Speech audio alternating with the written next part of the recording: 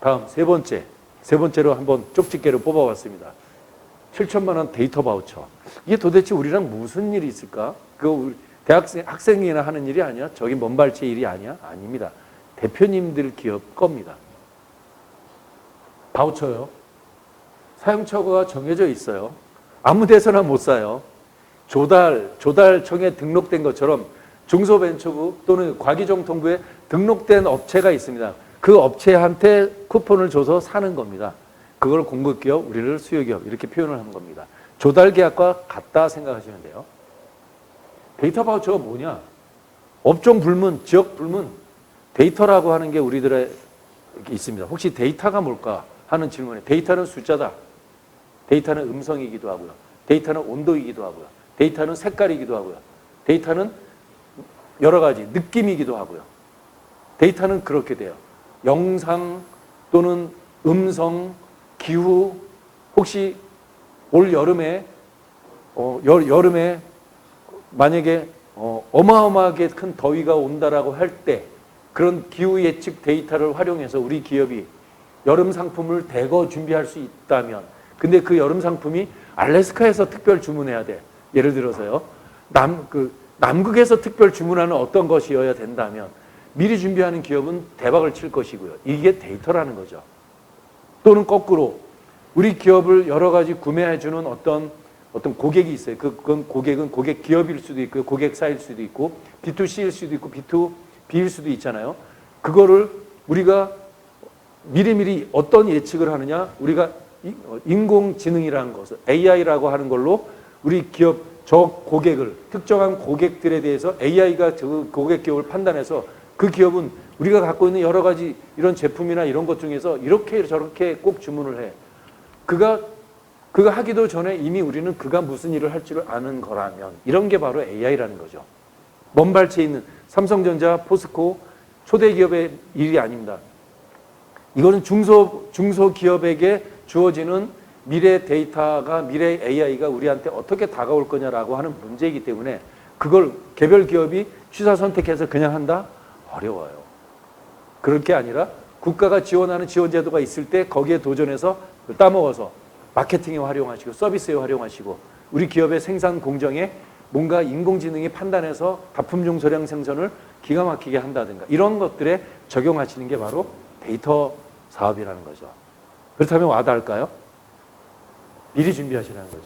비즈니스에 내가 하고 있는 기존의 비즈니스를 혁신하고 그런 것이 내게 적용된다면 새로운 서비스가 나올 거고 새로운 상품이 개발될 수 있을 거다라고 한다면 이 사업을 도전해보고 미리 준비해 보시라는 거죠. 이거 다 해줍니다. 제가 아니라 공급사를 통해서요.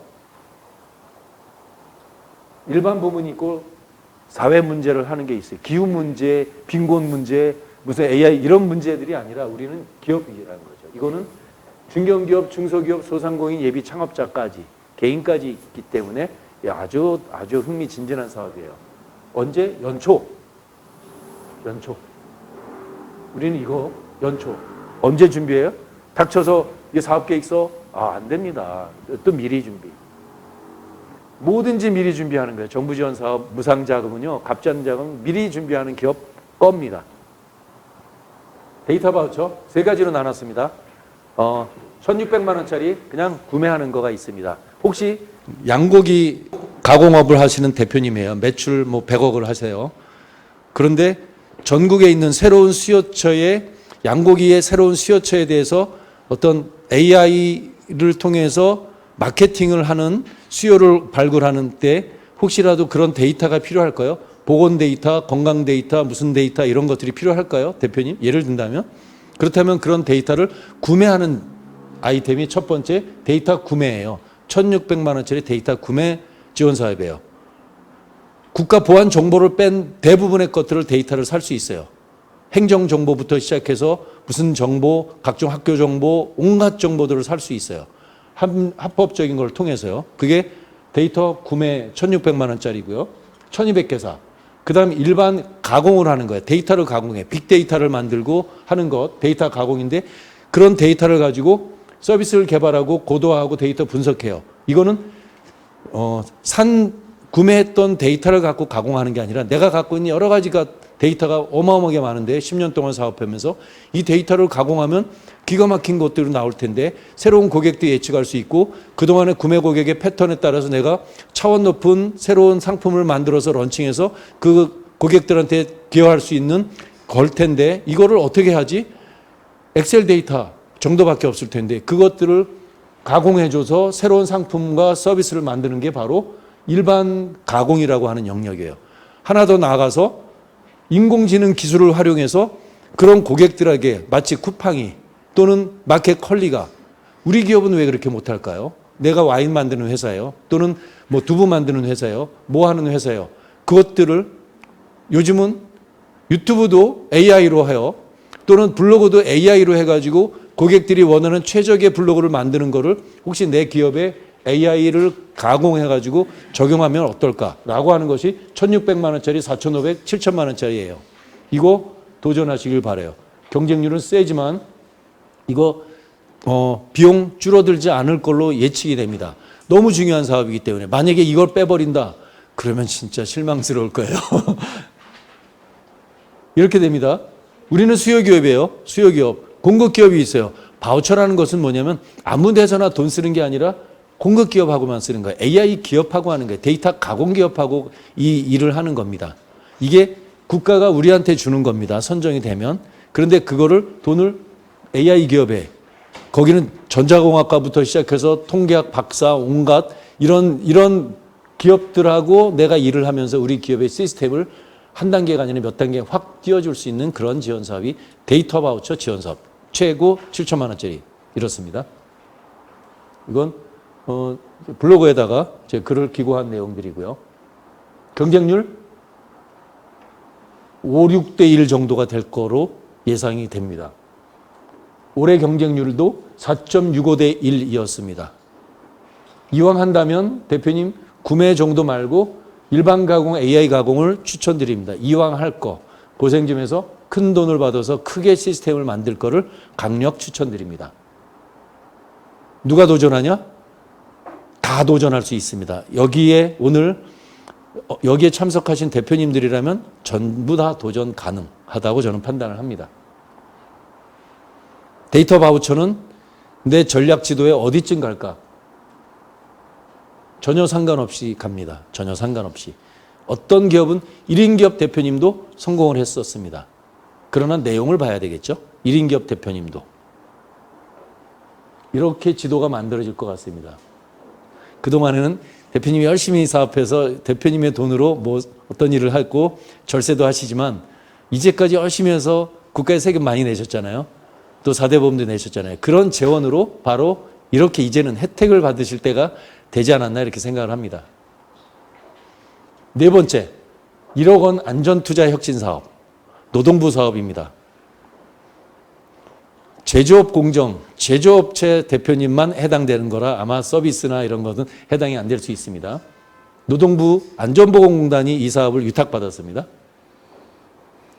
제목에 있습니다. 제목에. 이 자랑하려는 게 아니라 공정개선이나 위험기계 교체, 혹시 타워크레인이나 이런 거 있죠. 이것은 대상이긴 하지만 뭐 핵심은 공정개선과 관련한 거. 작업이 매우 위험할 수 있잖아요. 근데 어떤 공정개선이냐가 또 중요하겠죠. 뿌리기업이나 위험한 직종 이런 겁니다. 요건이 제일 중요하죠. 요건이 뭐냐면 위험 공정 개선을 할 만한 그 업종이 있습니다. 업종에 대한 것은 두 번째로 넘어가고요. 21년도 올해 내년 끝나는 사업. 그런데 혹시 모르죠. 날아갈지도.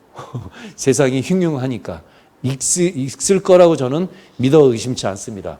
올해가 마지막이에요. 1조 4천억을 무상 지원하겠다는 이 사업이에요. 노동부를 통해서 나가는 사업이에요. 단 50인 미만. 대표님께서 50인이 넘었다. 그러면 인력 조정을 적절하게 하시든가 있습니다. 자부담은 1대1이에요. 국가가 50%인 1억을 주겠다. 대표님 기업이 1억을 내라 이런 겁니다. 최고니까 만약에 내가 총 사업비가 1억 원짜리라면 국가 5천만 원, 대표님 5천만 원. 이게 자부담입니다. 그러나 또 특이한 거가 나머지 자부담에 대해서는요. 리스할부 일시금이나 융자 사업도 있다는 거예요. 안전보건공단의 별도의 정책 자금이 따로 있으니까 내 돈 하나도 안 들이고 할 수도 있는데 어떻게 했습니까? 그러니까 경쟁이 치열하겠죠. 따라서 이것도 미리 준비하시는 대표님. 정부 지원 자금은 다 미리 준비하시는 대표님 거라는 것 하나만 기억하시면 될 것 같습니다.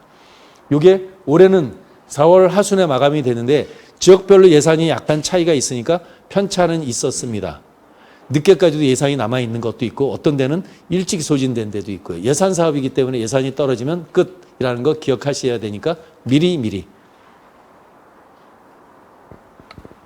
위험기구 교체는 크레인이나 이런 부분들이고요. 핵심은 6번째 위험 공정 개선이 핵심이다. 여기에 업종이 크게 2가지. 하나는 뿌리업종, 뿌리업종이라는 내용 주조소송가공 표면 처리 업종 대표님 2등가.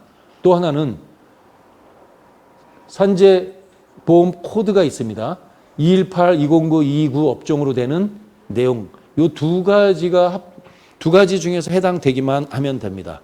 요거를 대부분 잊어버립니다. 우리는 뿌리업종 아닌데 라고 하는데 여기 해당되기만 하면 됩니다.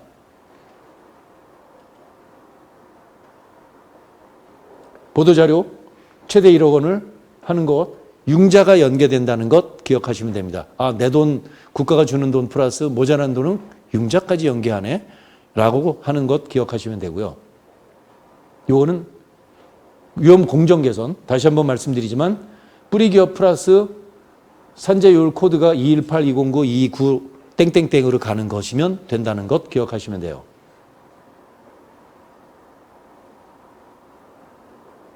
사업장당 10억까지도 한다는 것. 노동부 하도 사회적으로 위험한 상황 되고 사망사고 나고 하다 보니까 이런 예산은 중기부나 산자부 예산이 아니라 노동부, 안전을 담당하는 노동부, 작업 현장의 위험들은 노동부가 관장하니까 노동부 쪽 예산이 특별회계로 만들어졌던 거라 3년차 내년 끝인 이런 사업이에요. 금리도 좋아요. 금리도 지원 조건이 연리 고정으로 1.5%인데 내년은 어떻게 될지는 뚜껑 열어봐야 되겠죠. 그런다 하더라도 시중의 정책자금 금리보다 파격적으로 낮은 금리니까 이런 제도를 활용해서 아주 도전하시면 좋을 것 같습니다. 핵심 정리한다면 준비 안 됐더라도 잘 준비해서 항상 하실 거를 강추드립니다. 자부담이 50%이지만 그 자부담마저도 안전보건공단의 별도의 정책자금 초저금리로 지원한다는 사실 기억하시면 됩니다. 과연 안전투자혁신사업은 전체에서 어떻게 될까요? 이렇게 이것은 개념도인데 매출도 늘어나기도 하고 업력도 늘어나는 것, 업종도 관련이 있는데 어떻게든 표현해 보려고 했는데 노동부의 안전투자혁신사업은 공정과 관련한 일이니까 아마 공정과 관련한 것은 스마트 팩토리도 교집합되고요. 안전투자혁신사업도 공정과정이니까 교집합이 됩니다. 이게 교집합되는 영역이고요. 혁신바우처는 제조업에 특화되어 있으니까 아무래도 또 같이 돼 있고요. 이렇게 영역이 됩니다. 데이터 바우처는 제조업체 중에서 스마트 팩토리 기초 단계라도 돼 있으면요. 기초 단계가 돼 있으면 도전하시면 아주 딱 좋습니다. 5번째, 시간을 향해서 달려가고 있습니다. 5천만 원에서 3억 원의 사회적 기업 지원 자금도 한번 생각해 보실까요? 한번.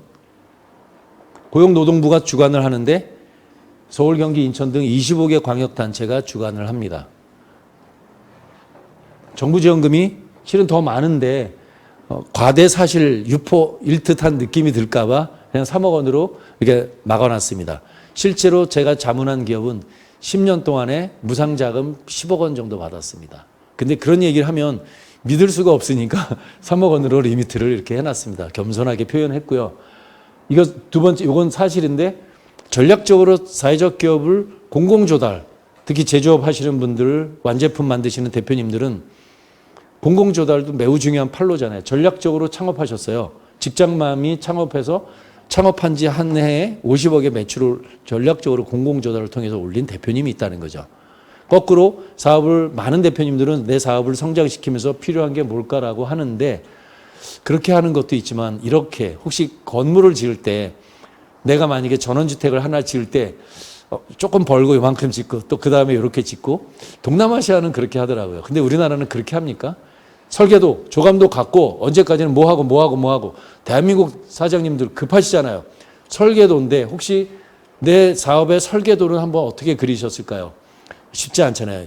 지금 한번 그려보시는 건 어떨까요? 특히 정부 지원 사업의 설계도를 한번 이제 올해 연말 마감할 타임에 그려보시는 것도 추천드리고요. 내년 1년만 그려보실 게 아니라 한 3년, 5년짜리 설계도를 뭐 1타임에 첫 번째 교시 때 상속 증여와 관련한 내용들 했지 않습니까?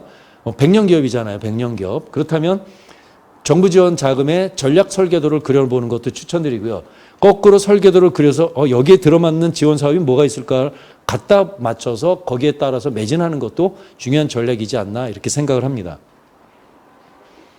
사회적 기업에 대해서는 더 많은데 이걸 했던 이유는 사회적 기업을 하는 이유가 다양하기 때문에 그렇습니다. 어떤 분은 인건비를 무상 지원 받는다고, 전문 인력 인건비를 받는다고, 사업개발비를 5천만 원, 1억을 받는다고 이런 것들 때문에 사회적 기업을 하시는 대표님들이 참 많고요.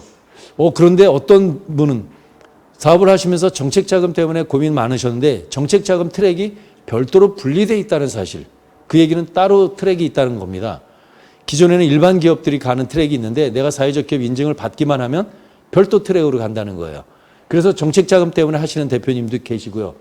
팔로 공공조달 때문에 정책적으로 해요. 특히 경기도 같은 경우는요. 거기는 정확한 통계는 봤던 거기 때문에 경기도 경제에 공공경제에 약 한 30% 가까울 정도가 사회적 기업 제품들을 구매해서 충당을 합니다. 그렇게 강력합니다. 그래서 전략적으로 팔로 공공조달 때문에 사회적 기업을 하시는 대표님도 있고 어떤 대표님은 좀 극소수이긴 하지만 우리 사업이 워낙 법인세 부담도 있고 부동산 취득세 이런 것들이 제도가 되게 많은데 새로운 솔루션은 없을까라는 측면에서 사회적 기업의 예비 사회적 기업 말고요. 노동부가 주관하는 인증 사회적 기업 때 인증을 받으면 그때 법인세도 감면되고 부동산 취득세도 감면되는 그런 특례가 있기 때문에 그것 때문에 하는 경우가 있는데 아주 드물죠. 그래서 이런 많은 이유로 해서 있던 것을 유튜브 채널에 많이 올려놨습니다. 참조하시고요. 1년 전에 사회적 기업은 우리나라에 4,700개였습니다. 1년 전에.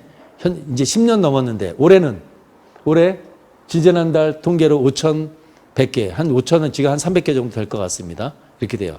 희소하다는 거죠. 우리나라 기업을 1,000만 기업이라고 표현하잖아요, 벌써. 그러나 정확히는 약 800만 개.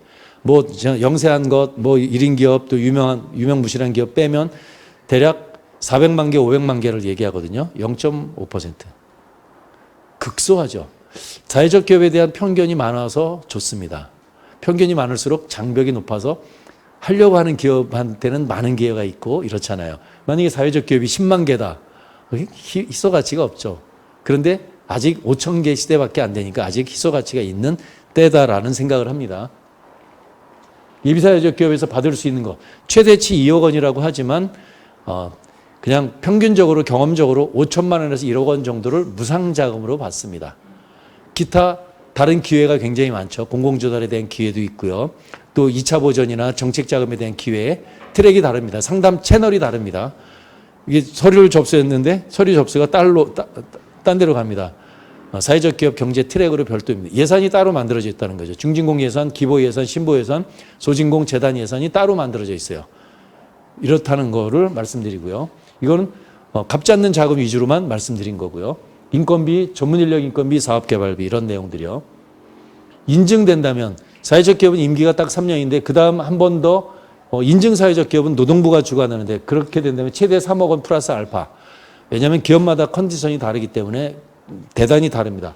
중복돼서 또 받을 수 있는 건데 여기에서는 특별히 인증 사회적 기업 때는 세금을 법인세로 5년 동안 100% 감면받습니다. 이런 얘기 해도 될까요? 부동산 취득세 50%도 감면받습니다. 법인세를 5년 동안 감면 받는 것. 그러나 최대치는 있습니다. 계산해 보니까 한 1억 5천 정도가 되는 것 같더라고요. 법인세가 계산해 보니까. 그런 기업이 사회적 기업 있기도 합니다. 있습니다. 사회적 기업 중에서 중견기업도 있습니다. 매출 외관 기업이었네요. 매출 300억 정도 되는 이런 기업도 있습니다.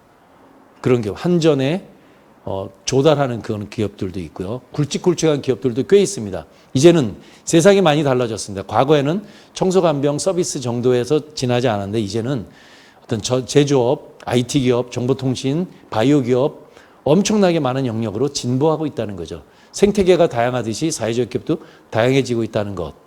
그래서 다른 한편으로도 볼 수 있다는 거죠. 대표님 기업의 덩치 큰 기업을 사회적 기업으로 전환할 것들이 아니라 만약에 대표님이 별도로 분사 창업을 전략적으로 해야 된다면 그럴 때 한번 고민해 볼 수 있는 솔루션으로 생각해 보시면 어떨까 생각을 해봅니다.